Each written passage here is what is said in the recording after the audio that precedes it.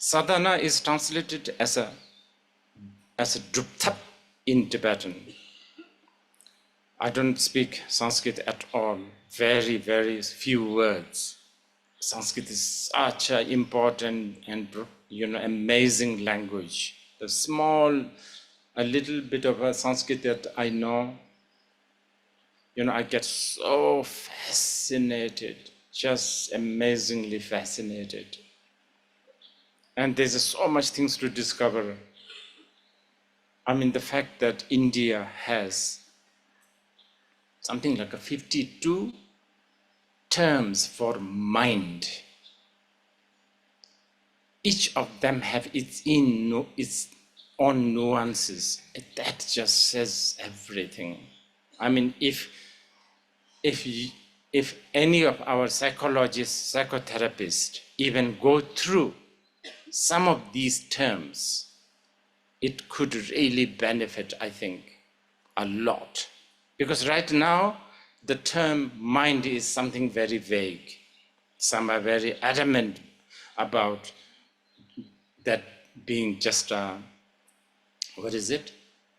brain function.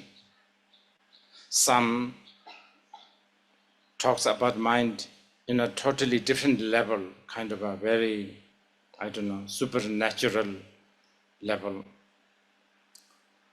Anyway, druptap, drupitap.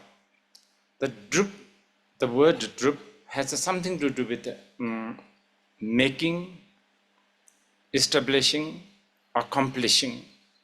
And tap is skill or method. So it has the connotation of acquiring or accomplishing, trying to accomplish. And in order to accomplish this, you use these tools, these methods. The classic example that the Tantric teachings always gives us is, if you want a butter is sort of within the milk, but you need to do something. You can't just wait and ask the milk to turn into butter. And you need to do something, such as churning, like a spoon or whatever, nowadays machine. You need to have that.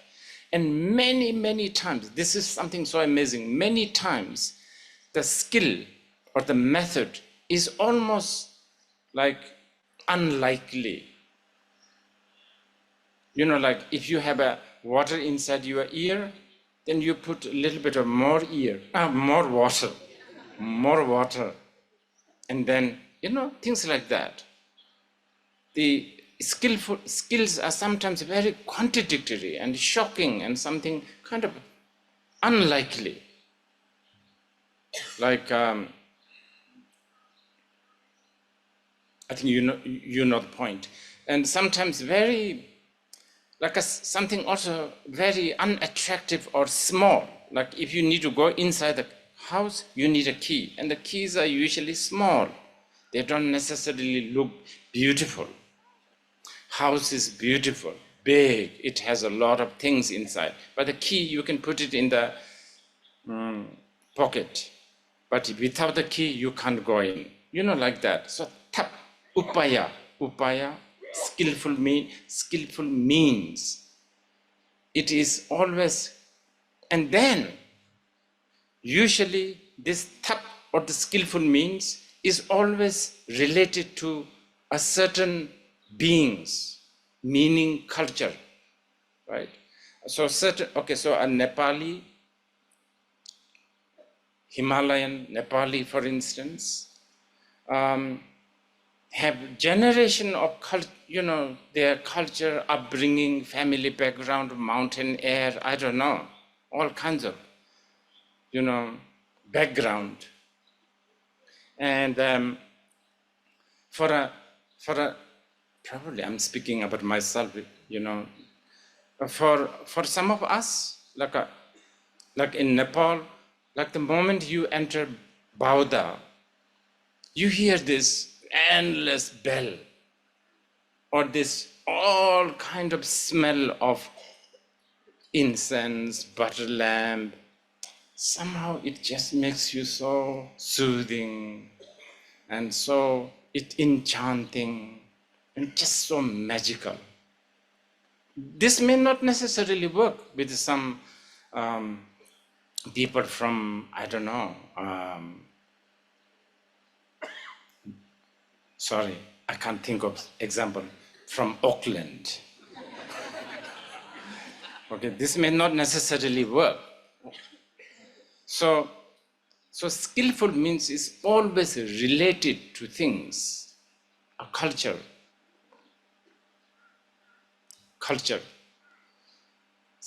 Yeah, and this is why also a lot of things get miscued and misunderstood. This happens a lot, I want to say that. But before we go into this, drup, sadhana has this connotation of accomplishing.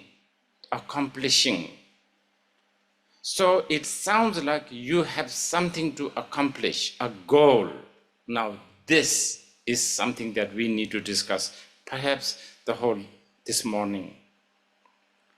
Very important. Now this is fundamental. I have to now sort of talk few more steps to establish this goal. So, for instance, in the general Sarvakayana or the Theravada tradition, the goal is liberation.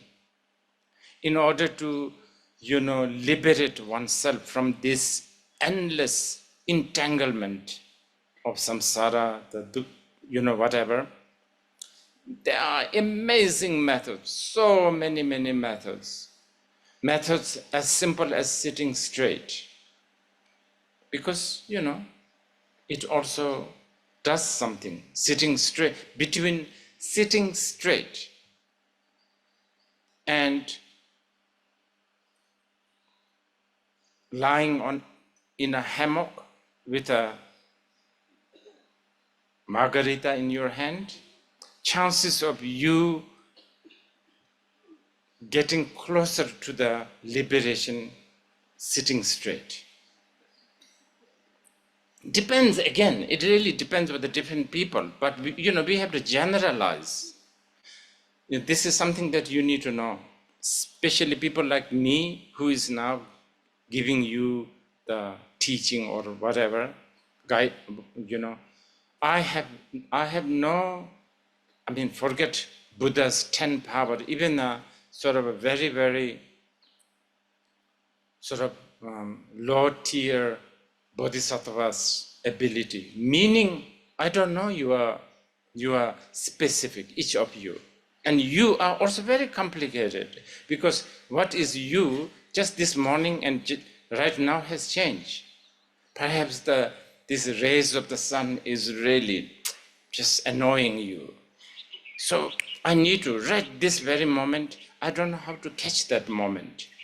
If you are bothered by the heat, this sun, this sort of the whole setup, this being bothered is such an important vessel. And if I am really a powerful bodhisattva, I will know how to use that vessel. Anything will do. You don't even have to come here with sorry, but calm and here now. You can be completely worked up, and I would know how to use this worked up state. I would, but I'm not. Therefore, the only thing I can do is generalization. And that's okay. It's okay. It's like if you have Chinese guests for your dinner, a little bit of noodles, it will do. Some Italians, maybe red wine, it will, the guests will be okay. You understand? Bhutanese, maybe some chilies and rice. Oh yeah, that's perhaps, you understand? French, oh gosh. Now I have to do some shopping in this case. Anyway, You understand what? But so generalization is what I have to do. So when I do generalization, I'm doing generalization like this. So, okay, aside from the people beings I have invited, like ghosts, gods, asuras, I mean, I've just invited them because it's a tradition. But I'm sure they also know how incapable I am. And they're just sitting here just because to the respect to this man. But for me, I'm looking at you and when I generalize, I think like, okay, these guys are human beings. So meaning, okay, human beings, that's a good generalization. Perhaps maybe some of you are half human beings only. That's what, according to the Tibetans, actually, many of us are not really 100% human being. We are like at least 10% ghost. There's something called Sunday. I don't know whether you have ever heard. Anyway, it doesn't matter. You are human beings, and you must be looking for something. That's a good one. If you are looking for something, then you are weak. That's good for me. Because that means you are insecure. So along this line, because also you are born in the what we call human realm, and according to the Indian philosophy or the Buddhist tradition, human realm is a desire realm. So I'm assuming that you have a lot of desire. And then along the line, you may have aggression, so on and so forth. So these are the generalization I have to make. Surely, there may be some 10th Bhumi Bodhisattvas here.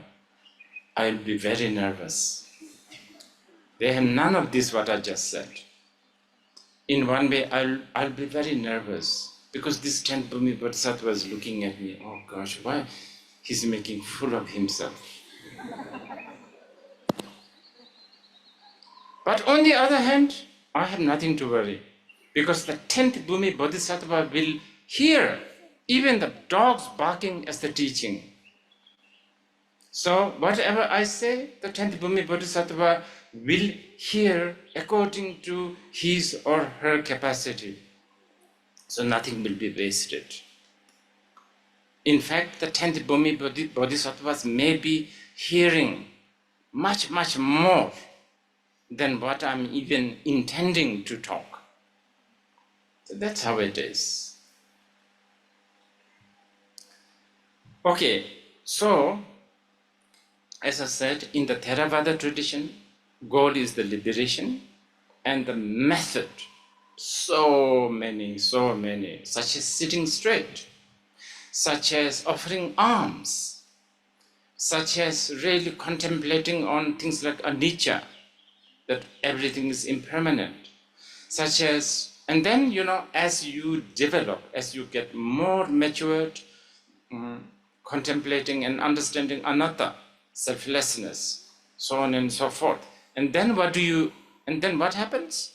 By knowing anicca, dukkha, anatta, you then end up knowing the truth that everything is impermanent. And then what does that do? At least somebody who even has a little understanding of anicca will be liberated from this thinking that, we do have fixation towards things as permanent, unchanging, or at least like,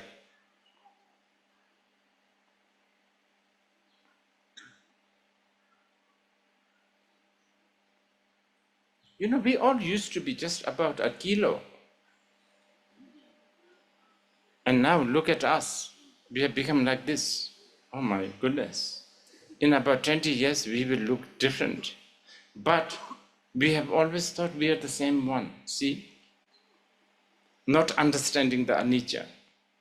And therefore, This clinging, I am the same one, has, put us into a lot of trouble. I'm just giving you this as an example. So the goal is liberation from this delusion and the delusion of thinking things as real, things as permanent, things as pleasure, so on and so forth. So the same thing in the Tantra, but of course the Tantra has, and especially it does not contradict with the Sarvakayana or the Theravada tradition.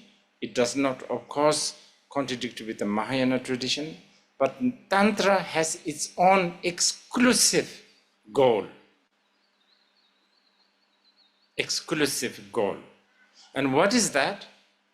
In the Tantra, the exclusive goal of the sadhana is to know. There's also many, many different kinds of tantric, sort of method, right? I'm only choosing few. So let's say, usually when we talk about a sadhana, we are always talking about a deity practice, deity. So we are coming to that one now, deity practice, or a deity, practice of deity. So exclusive tantric goal is to really know that you are deity. That is the real goal. Meaning, you already have the goal. You just have to know that you have that. This is the real sort of the goal of the day, goal of the sadhana.